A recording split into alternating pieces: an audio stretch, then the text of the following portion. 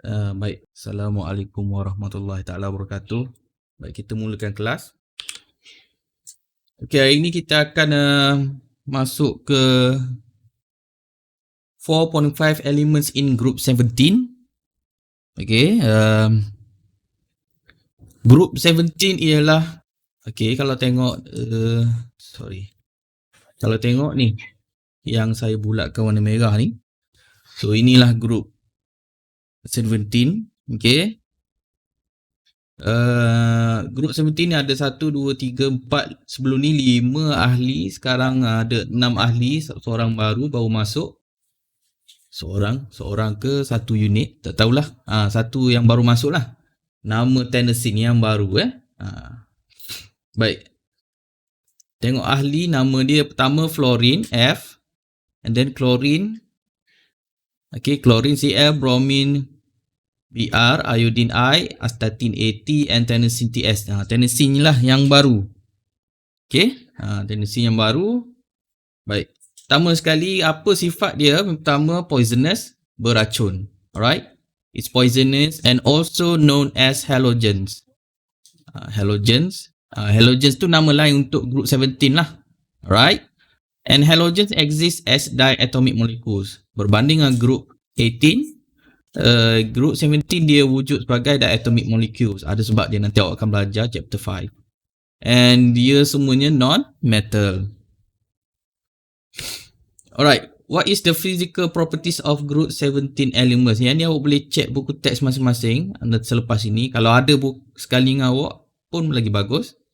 Alright. So yang kita discuss di sini is element chlorine, bromine and iodine. So kenapa kita discuss? Because physical state is different. Alright. Chlorine is gas, bromine is liquid, and iodine is solid. And then of course melting and boiling point is different each other. Alright, kena hafal ke? Saya rasa tak perlu. Physical state mungkin kena hafal. Density pun tak perlu. Nombor-nombor ni tak ramai yang ingat. Biasanya begitulah.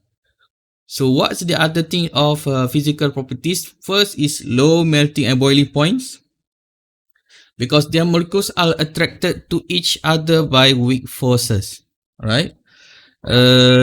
Low densities. Alright, density is also low.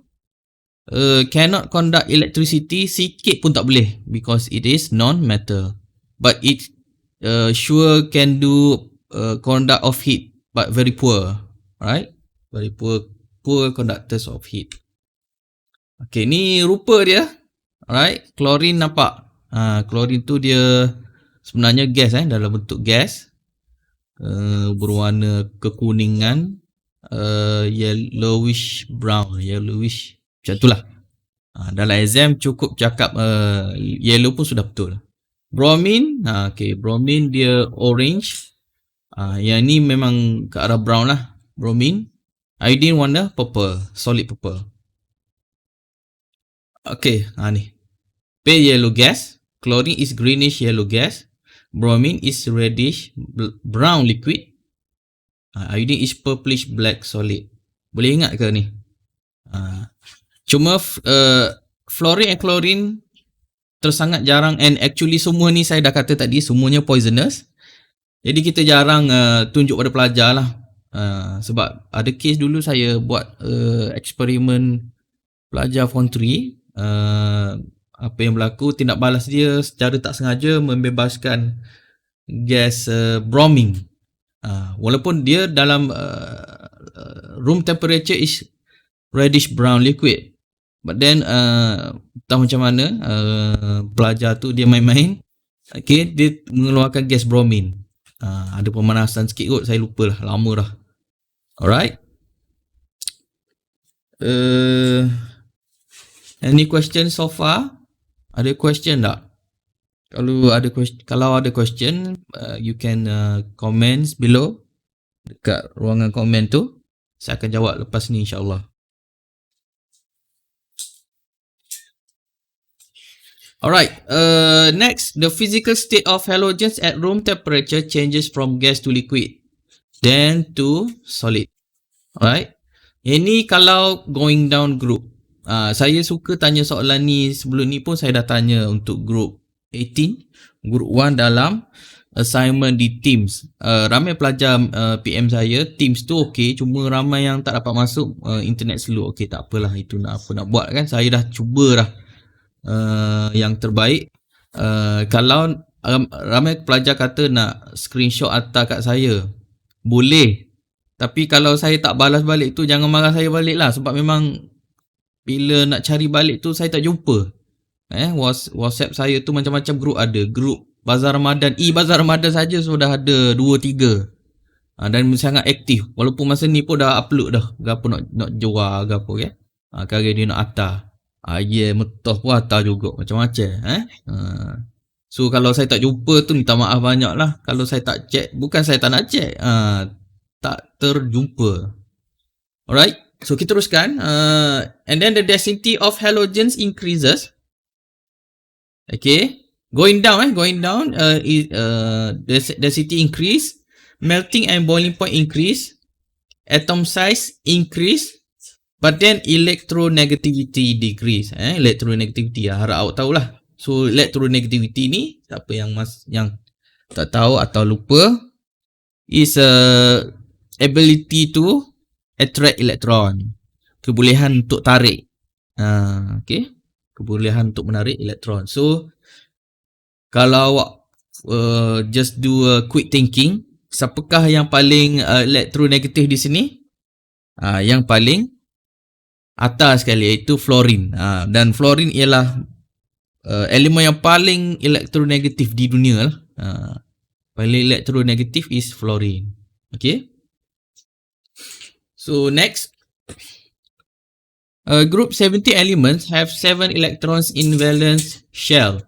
In chemical reaction, these atoms receive 1 electron and form ions with negative 1 charge. Okay, ni halogen. Apabila dia menerima elektron, dia akan stable dan dia pada masa yang sama dia bercas negatif 1. Dan kita tak tulis negatif 1, kita tulis X negatif. Itu saja. Now kita nak masuk chemical properties. Alright. So chlorine, bromine, iodine. Yang lain kita tak discuss. Chlorine, bromine, iodine have similar chemical properties but different in reactivity. Okay. Apa maksud dia? Sifat kimia sama. Awak ambil any halogen. For my example, we use chlorine or bromine or iodine. Kita campur dengan air, react with water to produce hydrochloric acid. 2 acids lah. In this case, hydrochloric acid and hypochlorous acid. Hypochlorous acid ni yang apa dia tu? Yang awak beli tu ke apa? Clorox. Hypochlorous acid. But then different in reactivity means reactivity dia tu ada yang cepat, ada yang lambat, ada yang kuat, ada yang tak kuat, lemah saja. Tu maksud different in reactivity. Right? And then kalau kita campur metal, halogens plus metal, it produce metal halides. Okay, halides ni because contoh chlorine, bila jadi ion, dia tak nama chlorine dah. Dia nama chloride. Tu kita panggil halides. From halogens, it becomes halide. So in this case, kita guna bromine, iron fillings react with bromine gas to produce iron 3 bromide. Okay, iron 3 bromide is a metal halides lah. Dan banyak lagi contoh lain. Perlu hafal ke? Perlu. Nak buat macam mana? Susah kan?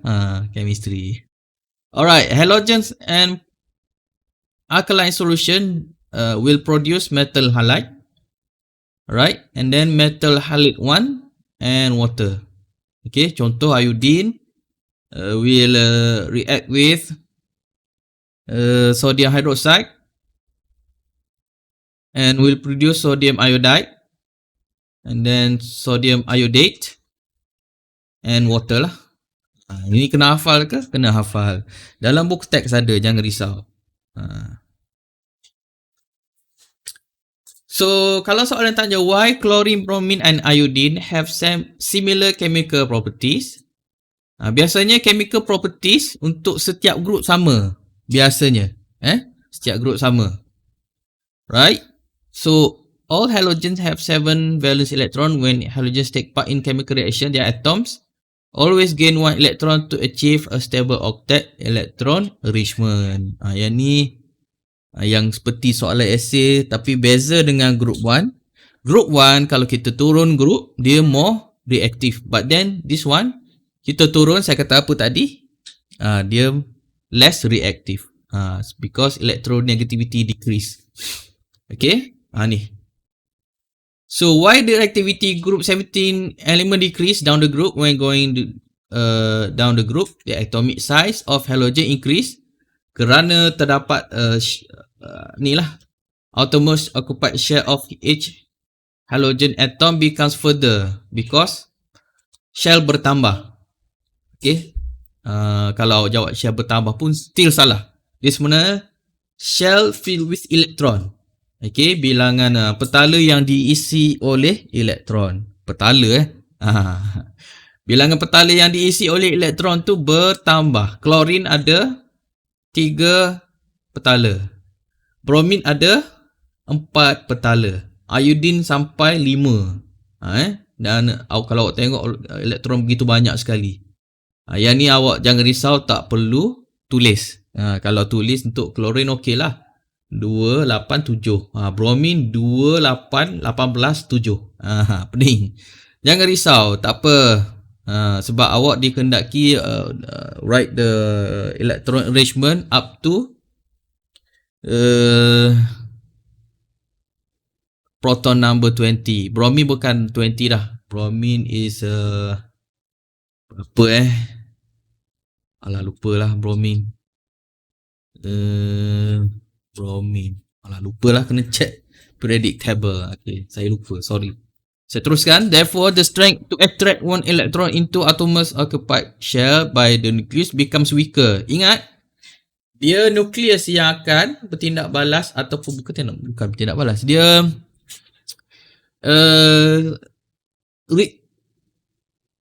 attract. Dia nucleus is positive charge.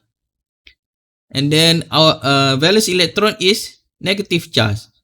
So kalau semakin jauh, saya nak buka pen tapi macam mana nak guna pen ni? Alamak how to use pen? Go to slide. Sorry lah, saya tak erti pula. Selalu tu hubik kau ni. Tak tu hubik. Okay, nampak ni yang terluar ni, yang ni dekat. So dia apa ni, attraction tu kuat. Okay, so dia lagi reaktif. Dia cuba nak tarik elektron daripada siapa-siapa.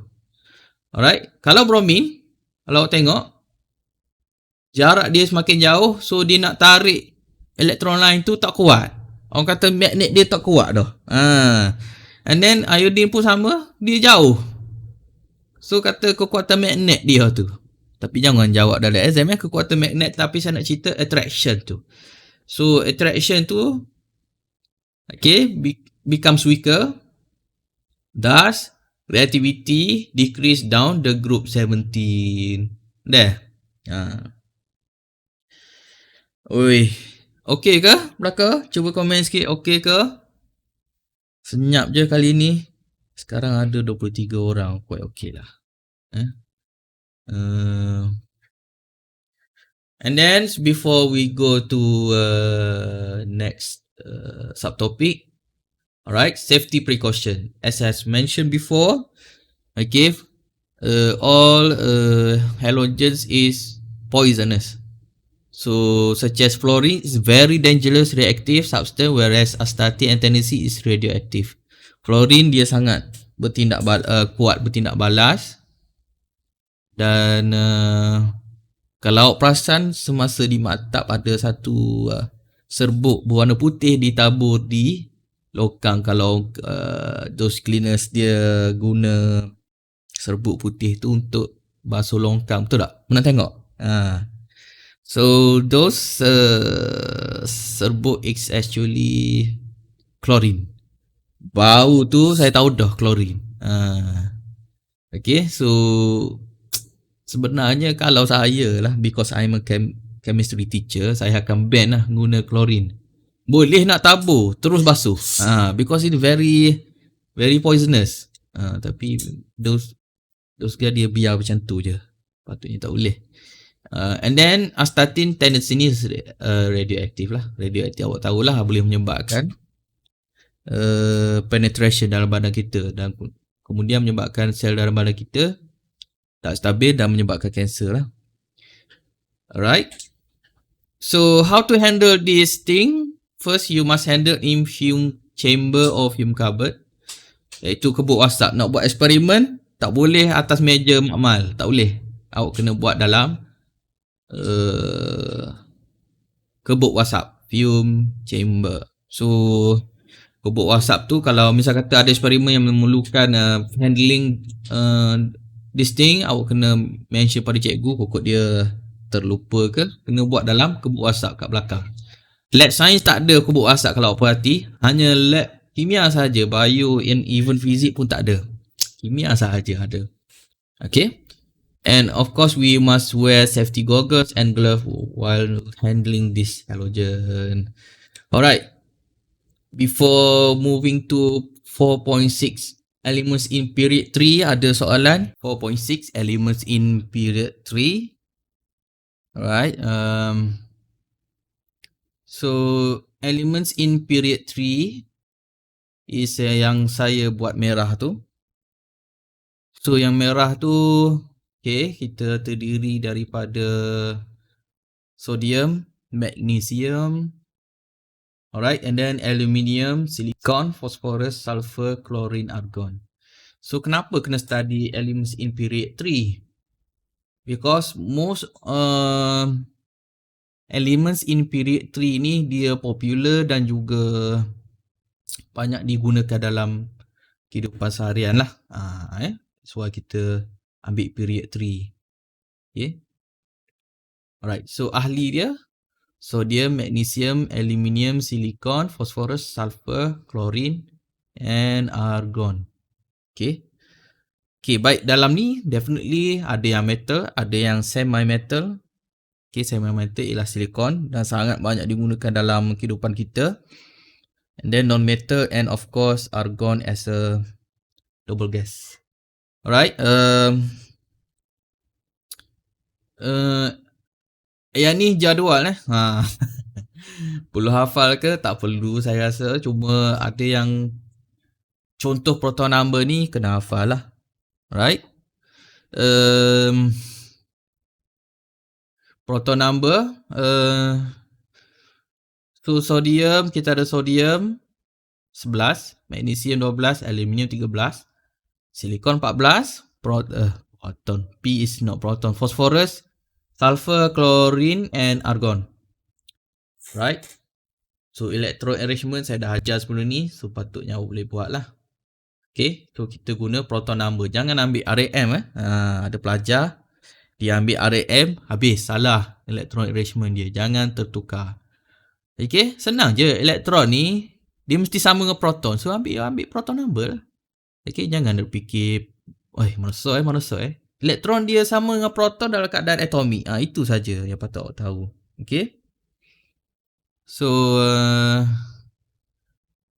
sekejap ada masalah teknikal kan. Saya rasa slide saya ni macam terkeluar sikit. Saya adjust sekejap.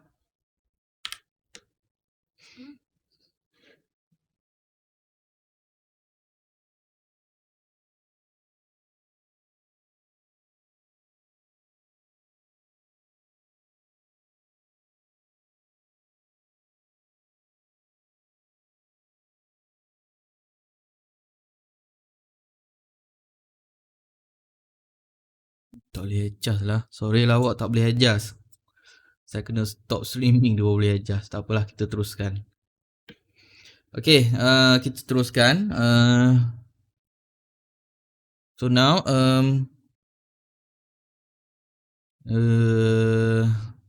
kita tengok physical state at room temperature.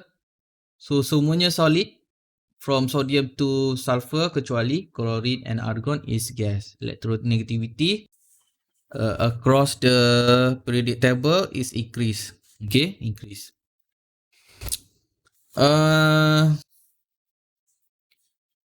Okay, element across period in periodic table exhibit periodic change in properties. Same applies to element across period 3. Okay, across period 3, number of proton increase by 1 unit.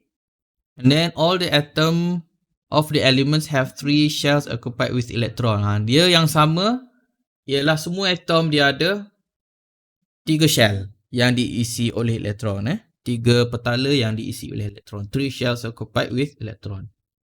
Okay, the number of valence electron each atom increase from 1 to 8. Ini tak ada apa. All the elements exist as solid except chlorine and argon, which are gases. The atomic radius of element decrease. This is due to increasing nuclear attraction. Okay, yang ni size makin kecil. Jangan tertipu. Walaupun proton number bertambah, size makin kecil. Okay, cuba fikir balik. Kenapa makin kecil? Because yang valence elektron satu, dia ada satu elektron je. So satu charge negatif, dia nak attract dengan nukleus, dia ada satu elektron je. Alright, so if 2 electrons, so macam tambah magnet kutub negatif. Mana nak ayat? Faham tak? So bila bertambah elektron di outermost, okay, bila bertambah valence elektron tu semakin dekat dia tu, because charge tu semakin bertambah. Boleh faham tak? Charge semakin bertambah. Bila charge semakin bertambah, kekuatan macam kekuatan magnet lah. Awak ada satu magnet kutub utara dengan selatan, dengan 2 magnet kutub utara selatan. Awak boleh bayang lah macam mana kekuatan dia tu. Macam tu lah lebih kurangnya. Alright. And then the electronegativity of element increases. This is also due to increasing nuclear attraction on the valence electron and decrease in atomic size. Tadi group 17 ke bawah makin turun electronegativity dia. Okay. Yang ni makin ke kanan. Okay. Dia across, electronegativity increase. So metal oxide exhibit basic properties. Yang ni selalu keluar dalam exam. Metal oxide untuk elements in period 3 sahaja, iaitu metal oxide kita ada sodium, magnesium dan juga aluminium. Okay. Tapi aluminium dia ada special sikit, nanti saya cerita. Non-metal oxide usually exhibit acidic properties. Tapi ada satu ni, show both acidic and basic properties. Dikenali sebagai amphoteric oxides. Okay. So, siapa dia? Nanti saya cerita lepas ni. The oxide from element change from basic to acidic. Okay. Dia start dengan sodium tu, dia berbase. Ataupun kita belajar masa form 2, form 3 dulu, alkali. This one, kita tak panggil alkali. Because, kenapa? Ada sebab dia. Sebab dia, ini kita panggil oxide. Alkali, dia hydroxide. So, oxide kita tak panggil alkali, kita panggil basic.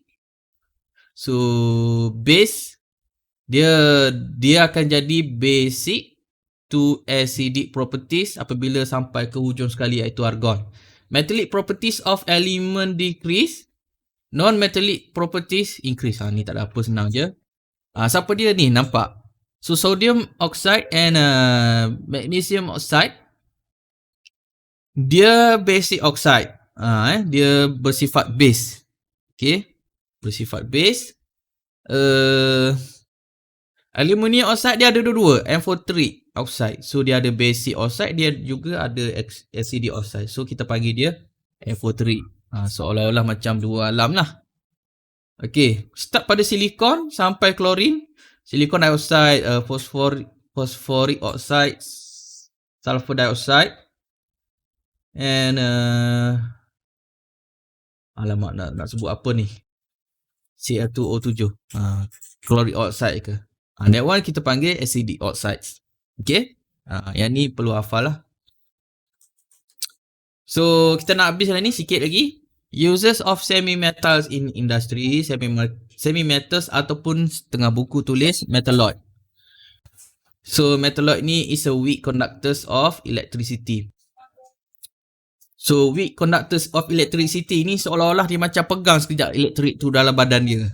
So, apa yang boleh kita manipulate? Kita boleh buat satu alat yang boleh since charge tu tersimpan dalam tu, kita boleh buat macam-macam. Contoh bateri. Tapi bateri tu pun dia kuat. Bateri is conductor. Kalau semiconductor ni macam handphone awak tu lah. Kenapa boleh bateri telefon awak tu kita guna banyak macam-macam lah. Awak tengok saya punya slide, awak buka Facebook, Instagram. Tapi dia punya elektrik tu lambat habis. Because of this lah. Semiconductor. So semiconductor ni elektrik yang sikit mengalir tu kita boleh buat sebagai buka skrin. Kita boleh guna sebagai calculator.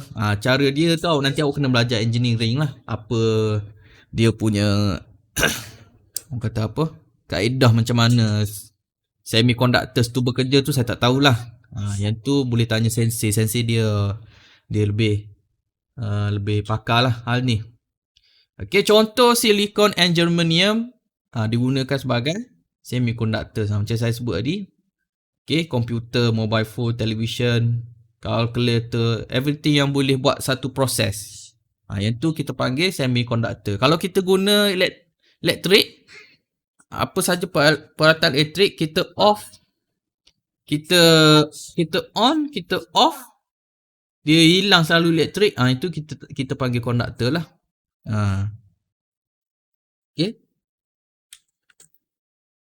Okay, subtopik terakhir, transition element. Transition element yang saya bulatkan ni, tapi dia ada pengecualian, iaitu lanthanides, actinides, zinc and scandium. Okay, ni lanthanide, actinide, zinc sini, scandium mana? Sc. Scandium. Mana scandium? Ni, scandium sini. Okay, scandium, lanthanide, actinide and zinc. Okay,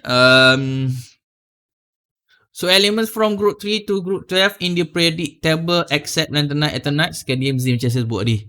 All are metals, semuanya logam. Dia lebih keras pada group 1, group 2 harder than group 1 and 2 metals. Usually solid with shiny surface. Dia metal. So metal ni biasanya shiny lah. Ductile, malleable. Boleh dimalarkan. Boleh dimulurkan. Mulur ni kita boleh buat macam wayar tu ke. So kita boleh jadikan sebagai wayar, gulung, dawai tu. Kalau kayu tak boleh. Tu kita panggil kemuluran lah. Ductility.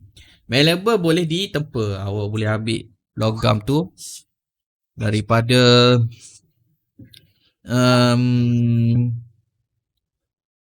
apa ni? Bongkah logam tu awak panaskan, awak boleh ketuk-ketuk jadi pedang ke, jadi pisau ke. Tu boleh maksudnya kita kata keboleh tempaan. Alright? And have high tensile strength. Yang ni tensile strength ialah kebolehan untuk putus. Okay. And then melting and boiling point as well as high densities. Okay, melting and boiling point tinggi dan juga density pun tinggi, and kebanyakannya good conductor of heat and electricity. Tetapi dia ada special characteristic transition metal ni. Okay. Kerana apa? Pertama, show different oxidation numbers in their compound. Okay, maksudnya gini. Ada yang awak tahu ialah logam group 1 charge dia positif 1 kan. Tapi kalau transition metal, contoh iron, cuba tengok jadual yang saya tunjuk ni. Iron 2 kita ada iron 2 ion and then iron 3 ion. Dia boleh wujud dalam dua jenis ion. Tu maksud dia. Itulah maksud different oxidation number. Sebab yang 2 plus 3 plus ni kita panggil oxidation number actually. Okay. Kemudian dia boleh menghasilkan colored ions or compounds. Dia boleh menghasilkan warna. Okay. Contoh kalau chromium, ion chromium 3 dia warna hijau. Dichromic ion warna oren. Manganis. Tengoklah.